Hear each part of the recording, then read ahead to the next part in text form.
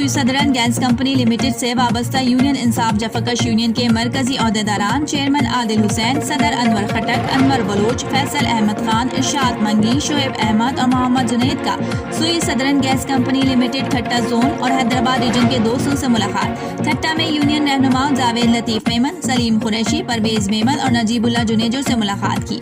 جس میں انصاف جفاکش یونین کو کمپنی میں مزید مضبوط بنانے پر صلاح مشورے کیے گئے، جس کے بعد کمپنی کے سینئر ورکر حاجی یار محمد سے ان کی والدہ کی فوتگی پر اظہار تعزیت کی گئی اور آرڈیننس ملازمین کے خلاف سپریم کورٹ آف پاکستان کی جانب سے آرڈیننس ایکٹ کو ختم کرنے کے بعد والی صورتحال پر گفتگو کی گئی۔